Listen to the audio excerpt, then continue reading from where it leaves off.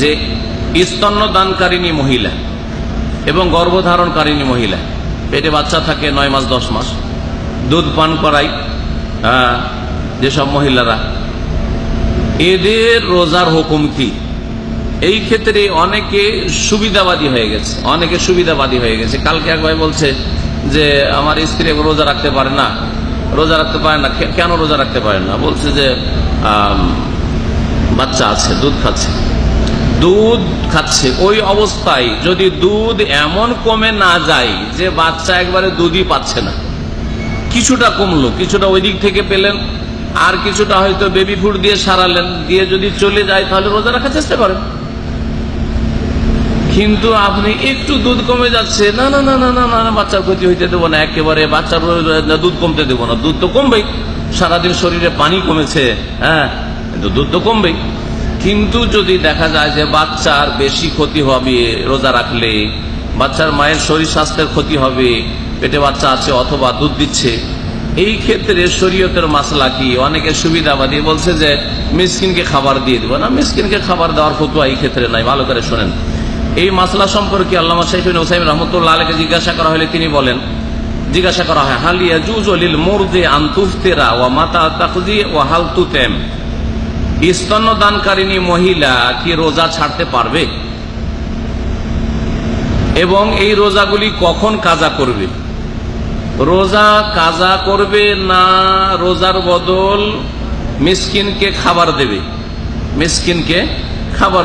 মিসকিনকে খাবার দেওয়ার ক্ষেত্রে এর আগে আলোচনা করেছি একটি আলোচনায়, যে মিসকিনকে খাবার দেবে 2 শ্রেণীর লোকেরা।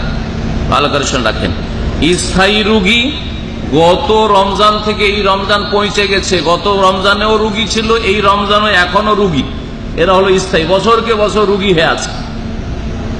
এমন রোগী যে রোজা রাখতে পারছে না, এরা হলো স্থায়ী রোগী।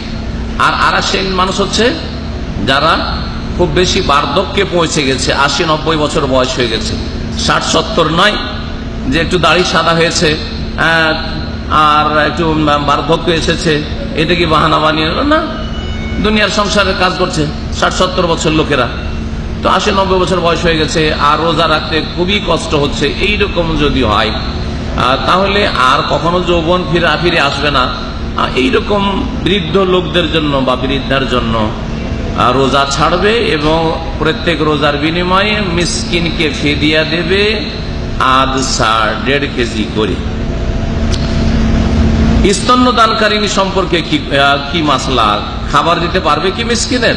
এই ক্ষেত্রে শাইখ বলছেন যে এর জবাব হচ্ছে আল মুরদি ইযা কানা তাখাফু আলা ওয়ালাদিহা, স্তন্যদানকারিণী যদি আশঙ্কা হয় যে আমার বাচ্চার ক্ষতি হবে, শিশুর ক্ষতি হবে রোজা রাখলে, বেহাইসু আনকাসুল লাবান, এমন দুধ কমে যাচ্ছে হাত্তা ইয়াতাযাররারা তিফল, যে শিশু ক্ষতিগ্রস্ত হবে, স্বাস্থ্যের অবনতি ঘটবে, ফাইন্না লাহা আন তুফতির, তাহলে স্তন্যদানকারিণী মহিলার জন্য রোজা ছাড়া জায়েজ, রমজানের রোজা ছাড়া জায়েজ। তারপরে কি করবে বলছেন, ওয়ালাকিন্নাহা তাকযী ফীমা বাদ, কিন্তু রমজানের পরে অন্য মাসগুলিতে রোজা কাজা করতে হবে।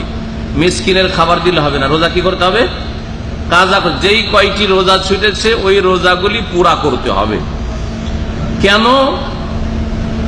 স্তন্যদানকারিণী মহিলা হচ্ছে রোগীর মতো, মারিজের মতো, আর মারিজ রোগীকে আল্লাহ ছাড় দিয়েছেন। কি ছাড় দিয়েছেন?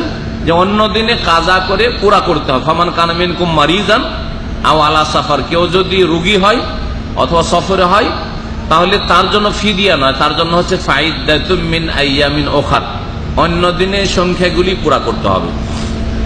বলছেন শেখ লিআন্নাহা তুশবিহুল মারিজ, কারণ স্তন্যদানকারিণী মহিলা অথবা গর্ভধারণকারিণী মহিলা হচ্ছে রোগীর মতো, অসুস্থের মতো, যার সম্পর্কে আল্লাহ বলেছেন ওমান কানা মারিজান আও আলা সাফারিন ফাইদাতুম মিন আইয়ামিন উখার ইউরিদুল্লাহু বিকুমুল ইউসরা ওয়া লা ইউরিদু বিকুমুল উসরা।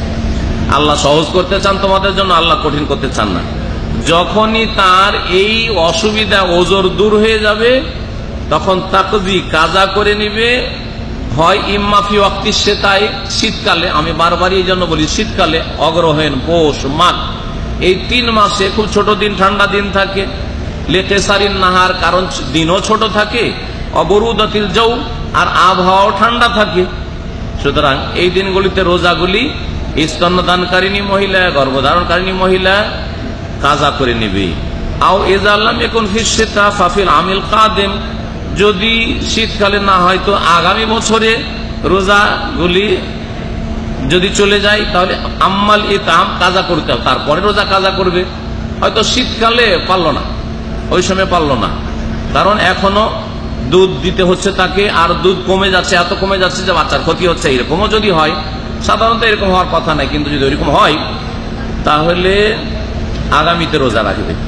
আম্মাল ইতাম ফালা ইয়াজুজ, বলছেন যে স্তন্যদানকারী মহিলা বা গর্ভধারণকারী মহিলা যে মিসকিনের খাবার দিয়ে মুক্ত হবে, এটা জায়েজ নয়।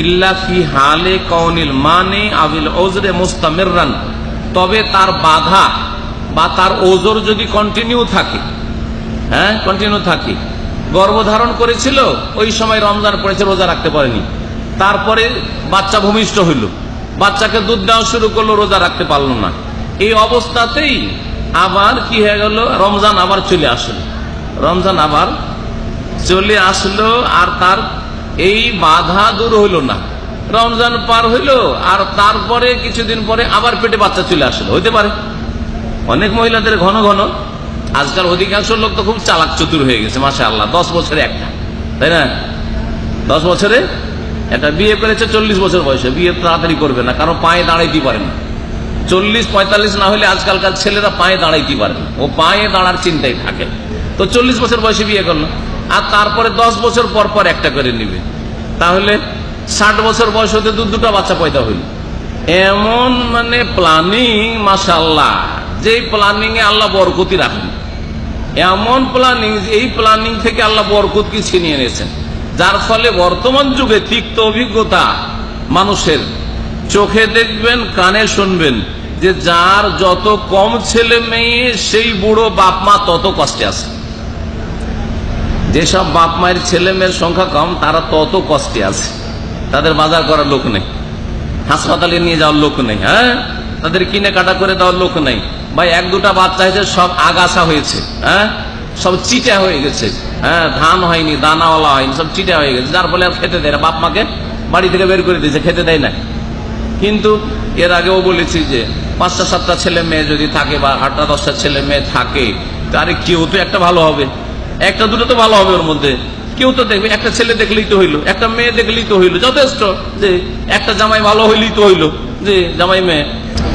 তো বলছেন শাইখ যে আম্মাল ইতামু ফালা ইয়াজুজ, মিসকিনকে খাবার দেওয়া স্তন্যদানকারীর জন্য বা গর্ভধারণকারীর জন্য জায়েজ নাই, কিন্তু যদি তার ওজোরটা কন্টিনিউ, এইদিকে দুধ দেওয়া শেষ হয়নি, 6 মাস 1 বছর দুধ দেওয়া শেষ হয়নি, 2 বছর বাচ্চার হক, ওর মধ্যে আবার পেটে বাচ্চা চলে এসছে, এইরকম যদি হয়, আর এই ওজোর আর তার দূর হলো না, চলতেই থাকলো এরকম ওজোর, ফাহাযা হুয়াল্লাযী ইয়াকুনু ফীহিল ইতাম, স্থায়ীভাবে রোগীর মতো যদি হয়ে যায়, তাহলে সেই ব্যক্তি একমাত্র মিসকিনের খাবার দিতে পারবে রোজার বদলে।